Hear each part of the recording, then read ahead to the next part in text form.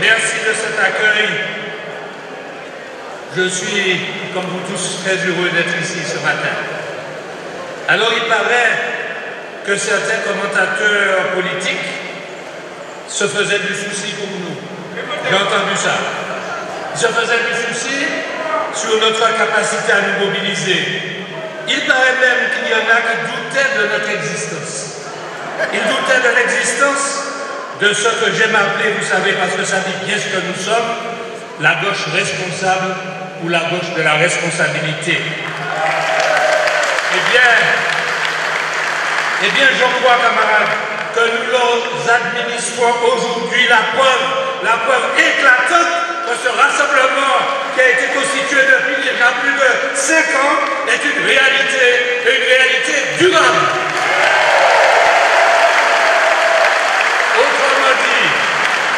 Autrement dit, qui on est, qui au palais, nous là, et nous caille durer.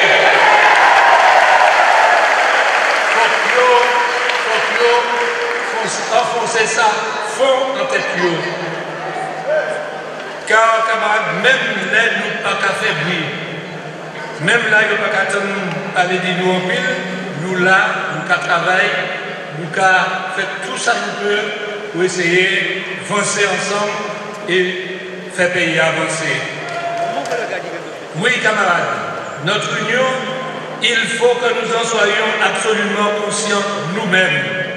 Elle a réellement vocation à être durable, même si nous savons, nous, surtout les militants chevronnés, nous savons que l'union est toujours un combat, que ce n'est jamais un long fleuve tranquille. Oui, nous avons vocation à durer, et d'ailleurs, quand même à le souligner, le camarade Edmond Désir, notre union a déjà acquis d'ores et déjà un véritable caractère historique, ne serait-ce qu'à cause du temps écoulé, sans qu'elle ait jamais cédé aux tentations centrifuges et aux entreprises de déstabilisation, aussi bien les internes que les externes, car il y en a eu, il y en aura probablement encore, mais nous avons toujours su faire face à cela et faire preuve de la plus grande vigilance. En tout cas, c'est vrai que dans l'histoire de la Martinique, dans l'histoire où nous, jamais pièce qualité rassemblement du type rassemblement nous faire, pas jamais tienne très longtemps.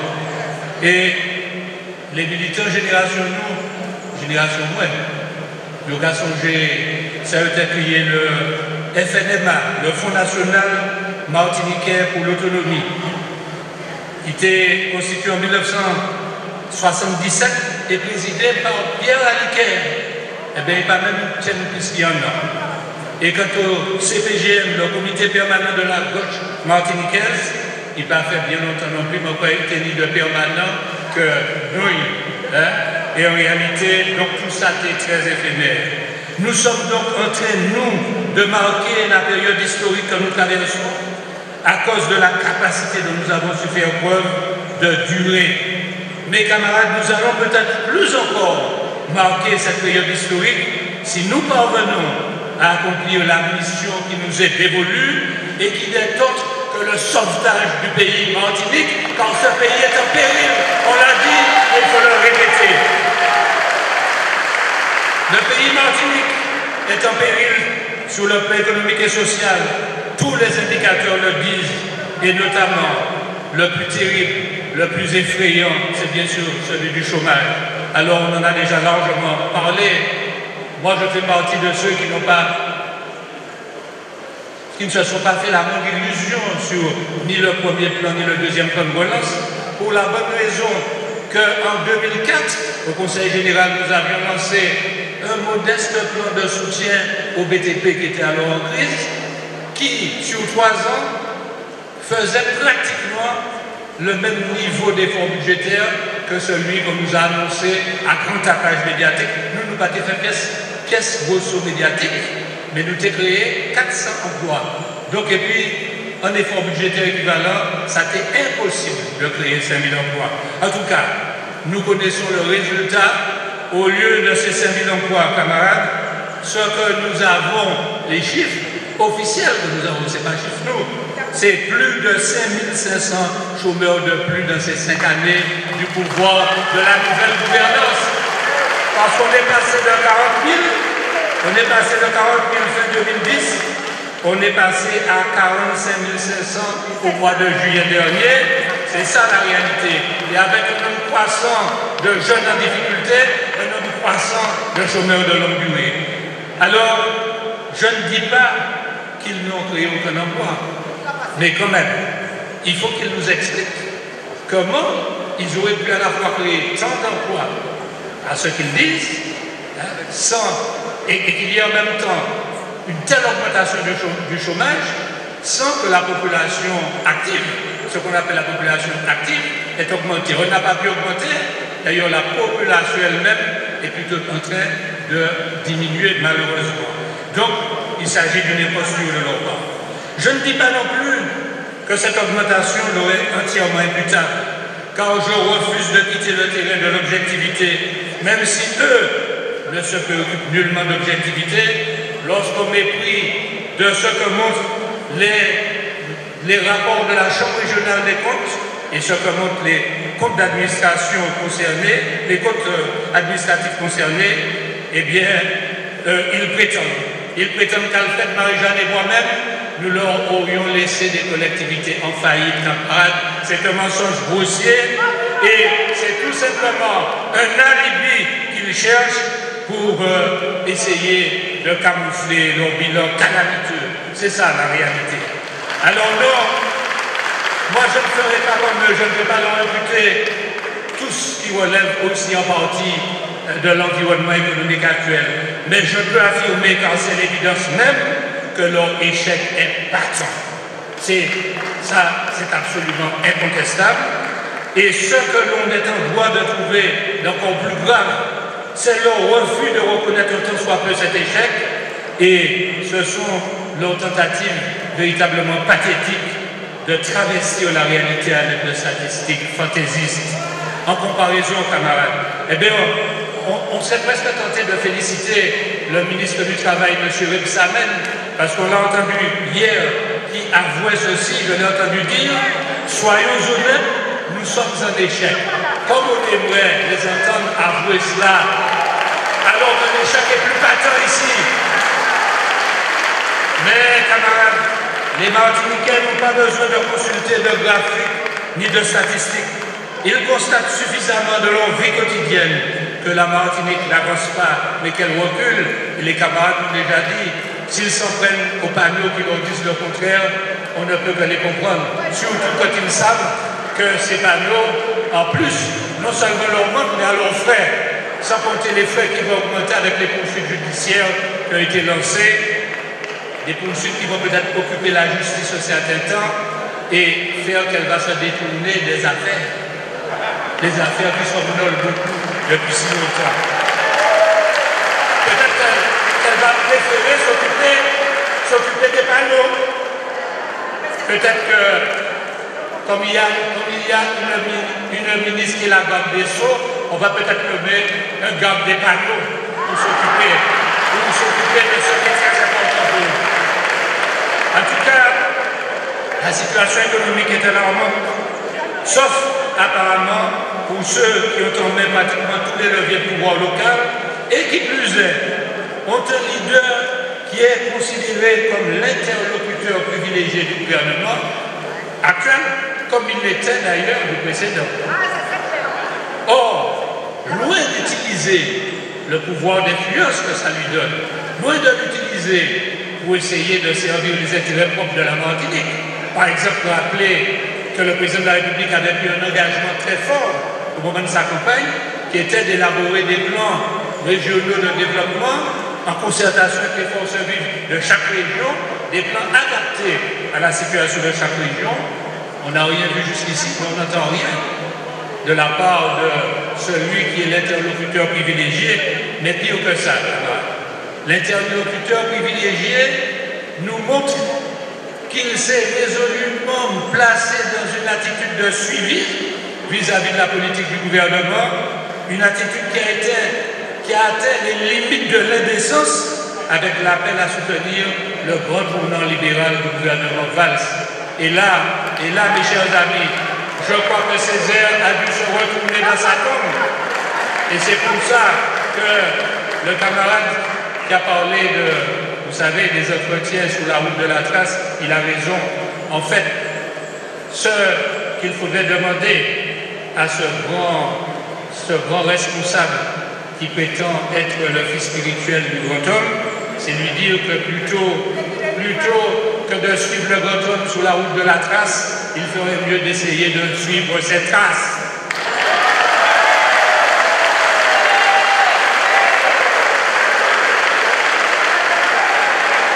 Alors, camarades, dans ces conditions, les choses ne peuvent que continuer à se dégrader sur tous les plans, sur le plan social, sur le plan de la cohésion sociale. Mais je veux dire un mot quand même à un élément qui me paraît vraiment important à souligner. Il s'agit de la dégradation qui me paraît tout aussi préoccupante de la situation politique locale. Ce qui caractérise essentiellement cette situation, c'est la façon dont ces responsables politiques locaux, ceux qui ont en main les commandes du pays, conçoivent l'exercice du pouvoir. L'image qu'ils donnent, c'est celle d'un véritable clan, un clan gérant les affaires publiques comme s'il s'agissait de leurs affaires propres, au point que lorsqu'ils font la tournée des communes et qu'ils distribuent ici ou là des subventions qui sont d'ailleurs tout à fait normales, qu'il est tout à fait normal d'accorder aux communes qui ont des dossiers, eh bien tout est présenté comme s'il s'agissait de dons généreux, mais qui plus est, avec toujours en arrière-plan l'idée d'une vassalisation de ceux à qui on attribue la moindre subvention, et ça c'est parfaitement antidémocratique. Il se comporte donc comme un clan, un clan qui aurait tous les droits et qui aurait à lui seul la vérité sur tout, un clan qui ne veut partager ses idées avec personne, et voyez dans quelle situation on place les opposants dans les deux collectivités. On a le sentiment quand on intervient au conseil régional, même lorsqu'on est un ancien président d'assemblée, que l'on n'a aucune légitimité et que c'est pratiquement exorbitant du droit commun, qu'il n'y a pas à venir contester quoi que ce soit. Ce qu'ils font est bien par définition et on ne doit surtout pas leur faire la moindre remarque. Or, tout de suite, c'est un crime de lèse-majesté. Alors, il en résulte évidemment chez les élus d'opposition, mais aussi chez une majorité de citoyens, le sentiment que nous vivons dans une sorte de déni démocratique, dans une sorte mais disons-le effectivement, dans une sorte déjà d'amorce de dictature. En tout cas, se pose un problème de démocratie, et je dirais même que se pose très souvent le problème d'un état de droit. On se demande de temps en temps si ce n'est pas le seul domaine où nous avons déjà l'autonomie, le domaine de l'état de droit, puisqu'il se passe un peu n'importe quoi sous l'œil indifférent et parfois bienveillant de l'appareil d'État.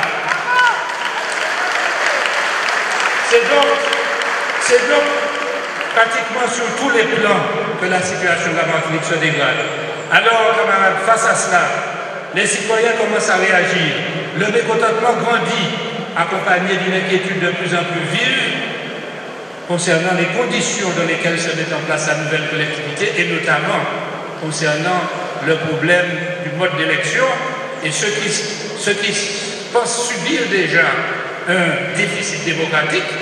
Vous comprenez qu'ils ont très peur de ce qui peut se passer demain si, au pouvoir, à la tête de la collectivité unique, nous avons des gens qui continuent ce type de pratique politique antidémocratique. Nous allons tout droit à une véritable catastrophe. C'est dire par conséquent l'importance de l'enjeu. Et fort heureusement, nous sentons de plus en plus que nos concitoyens ont pris parfaitement conscience de l'importance de cet enjeu. Alors ils veulent manifestement que les choses changent. Et pour cela, eh bien, mes chers amis, ils ne veulent pas simplement que l'on change les têtes, Même si les têtes ne plaisent pas, ce n'est pas un problème de tête. Et ils ne sont pas tout simplement une nouvelle gouvernance. Les autres vous avaient annoncé une nouvelle gouvernance. Ceux qui n'avaient pas compris ont compris après que ce n'était pas une nouvelle politique. Ils avaient dit nouvelle gouvernance, donc nouveau gouvernant. Mais le peuple ne demande pas ça. Il ne nous dit pas changer les têtes. Il nous demande un changement de politique, camarades, d'abord.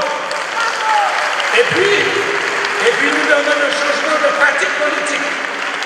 Et puis, bien entendu, il nous demande d'élaborer et de lui présenter, comme tous les camarades l'ont dit avant moi, un projet politique de développement, un projet crédible, un projet porteur d'espoir pour ce pays. Et c'est cela la mission qui nous est impartie.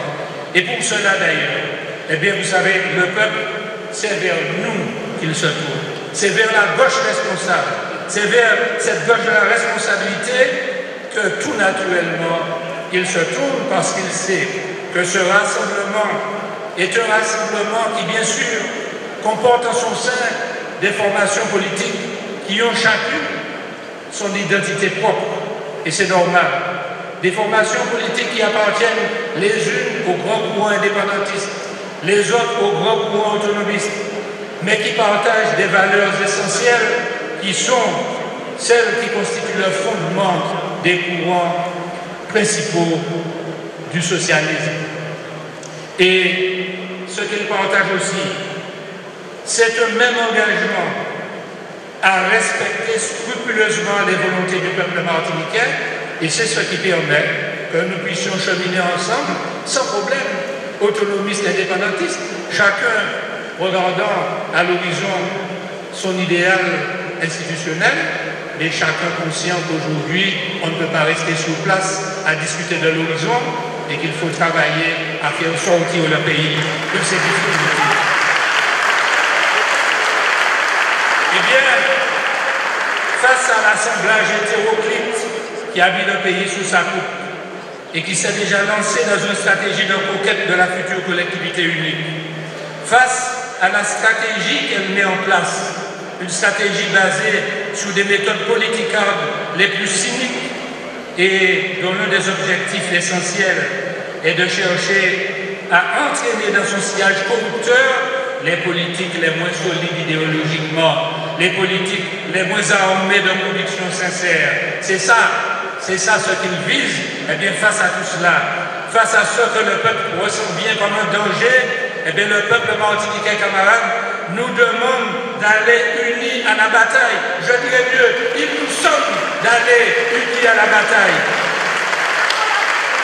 Et à cette sommation, nous avons le devoir, nous avons l'impérieux devoir de répondre oui, nous sommes déterminés à aller unis à la bataille, et c'est cela essentiellement que nous sommes venus dire au peuple aujourd'hui. Alors, bien sûr, à partir de cet engagement, il nous reste à trouver le comment aller unis ensemble à la bataille.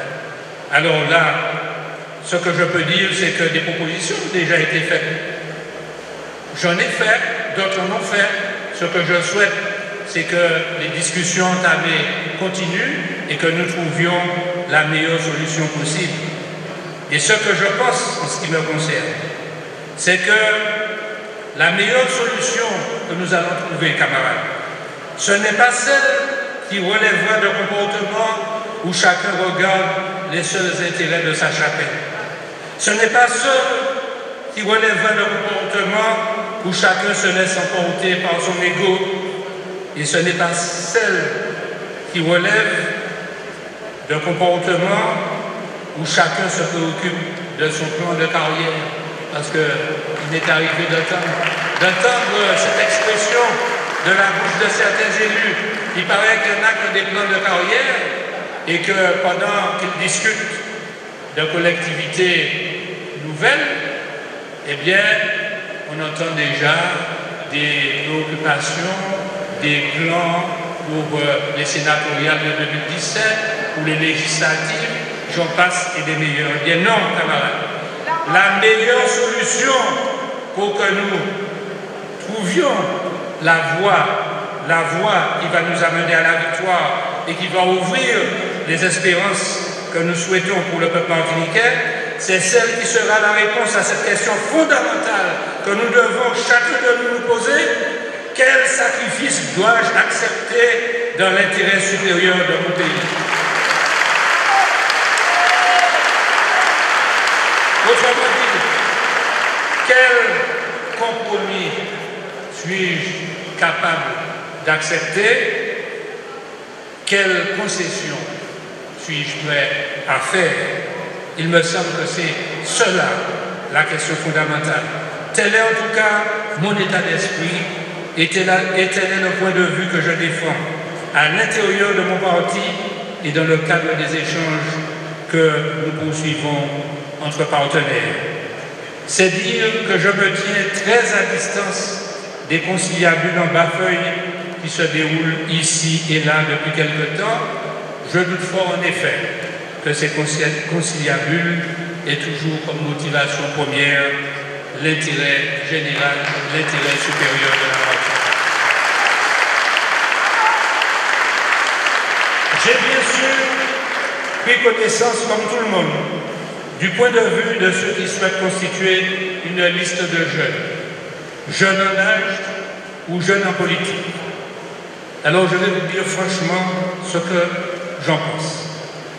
Je comprends parfaitement qu'il puisse y avoir un désir de renouvellement de la classe politique, ça me paraît normal.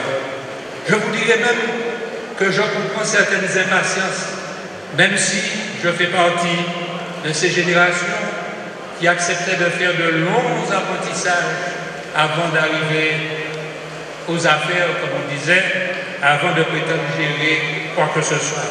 Mais l'époque a changé et il faut l'accepter dans ce domaine comme dans d'autres. Donc je comprends. Mais je veux dire ceci, et ne croyez pas qu'il s'agisse d'un plaidoyer pour les vieux. Je peux vous assurer que je suis parfaitement tranquille et que je ne suis nullement ébranlé par les arguments concernant ce qu'ils appellent l'horloge biologique. Le médecin que je suis sait que l'horloge biologique, vous savez, elle ne fonctionne pas comme les horloges mécaniques. Vous savez, le temps ne s'écoule pas de la même manière sur le plan physiologique et sur le plan mécanique. Et surtout, il faut qu'ils sachent que la jeunesse, c'est avant tout un état d'esprit. Et j'ai envie de leur dire, comme Clémenceau le disait à son ami le Pêtre Monet, je porte en moi constamment un vieux fond de jeunesse dont je n'arrive même pas à me départir.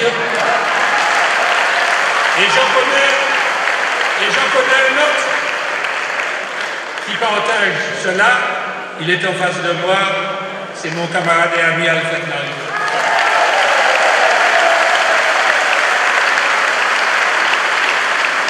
Alors, cela dit, je veux quand même que ceux qui sont impatients de prendre les rênes de la collectivité future, qu'ils aient bien conscience qu'ils vont devoir maîtriser une situation extrêmement complexe.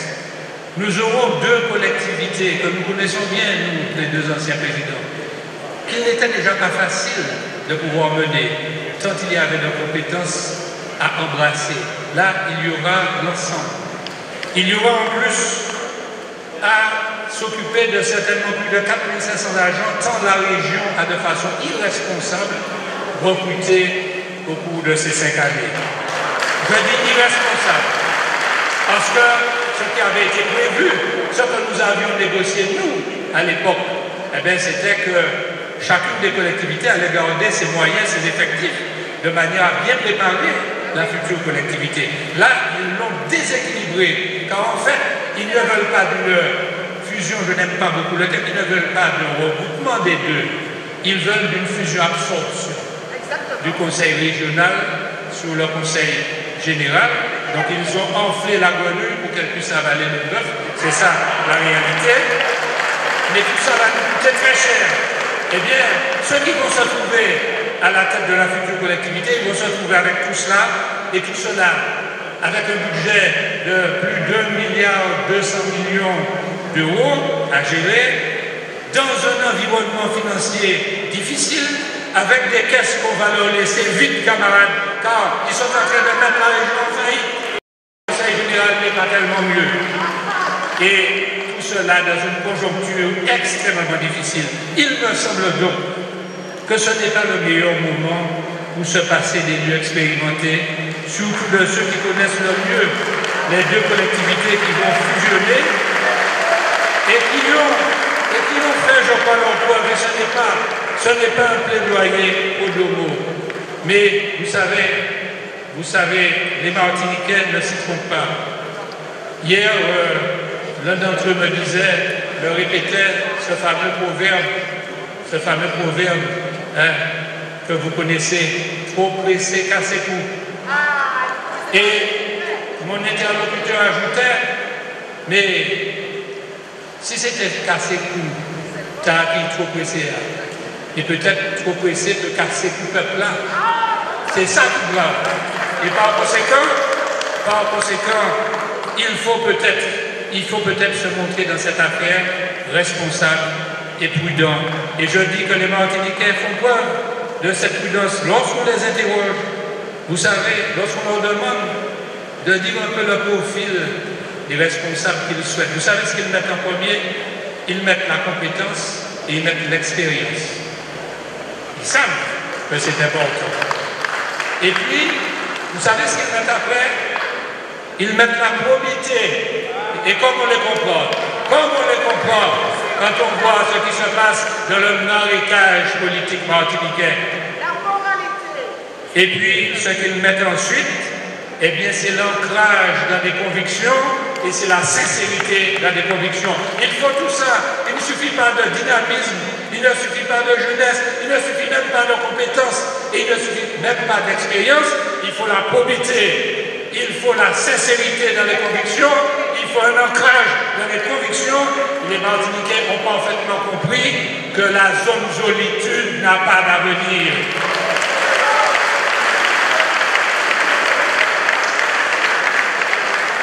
Cela dit, je veux faire remarquer que dans le collège exécutif qui est prévu, 9 membres, il y aura 8 vice-présidents à côté du président. Vous pensez bien que les 8 vice-présidents ont des missions extrêmement importantes, des délégations extrêmement importantes. Et à côté du président de l'Assemblée, puisqu'il y a aussi un président de l'Assemblée, il y a 2 présidents. Il y a un président de l'Assemblée qui va faire travailler l'Assemblée. Il y a 4 vice-présidents de prévu. Autrement dit, il y a 12 postes, camarades, où des jeunes qui ont envie de faire l'apprentissage pour prendre la relève tout de suite, où ils vont pouvoir véritablement faire l'apprentissage. Je ne vois donc pas quel est le problème. Ce que je crains, de par mon expérience, c'est que nous n'ayons pas suffisamment d'hommes et de femmes capables de se consacrer à temps plein pour assumer ces fonctions-là, car je pense, pas seulement en tant que responsable politique, mais en tant que citoyen, que je n'assisterai pas à ces commissions, quelquefois désertes, à ces commissions qui se réunissent quand il y a 20 personnes, avec 2 personnes, à des commissions de finances, où quelquefois j'ai vu 1 personne, le président de la commission. Non, il faudra des élus s'engageant à se consacrer corps et âme et de manière permanente à des responsabilités car il y aura un pays à sauver. Il ne manquera donc pas de place. Alors voilà, je tenais à le dire, voilà mes chers camarades, ce que je tenais à vous dire aujourd'hui. J'en ai peut-être d'ailleurs trop dit, mais je crois que si l'on veut faire avancer la réflexion, et si l'on veut faire participer le peuple, et nous sommes pour que le peuple participe à la réflexion, il faut prendre le parti de dire clairement ce que l'on pense. Le temps des embafeuilles, le temps de l'embafeuillisme est fini. Ce que je peux ajouter en terminant, camarades, c'est que chacun devra en définitive, dans les temps qui viennent, prendre ses responsabilités au regard de l'histoire de notre pays. Je ne manquerai pas, pour ma part, de prendre les miennes, comme je l'ai toujours fait, de la façon la plus désintéressée. Je prendrai des responsabilités en conscience et en toute liberté, sans accepter aucune pression d'où qu'elle vienne, même pas des camarades de mon propre parti. Je prendrai des responsabilités avec une seule ambition, camarades, servir ce peuple martiniquais à qui je dois tant, car c'est lui qui pendant tant d'années m'a confié des responsabilités. Servir ce peuple martiniquais en contribuant d'une façon ou d'une autre à participer au succès d'un projet politique, un projet qui soit à la hauteur des enjeux que l'on sent d'une considérable ampleur. Un projet politique, camarades, ouvrant réellement de nouvelles perspectives, un projet politique qui puisse s'avérer capable de redonner à notre peuple confiance en lui-même et à notre jeunesse, comme le dirait le poète, la force de regarder demain.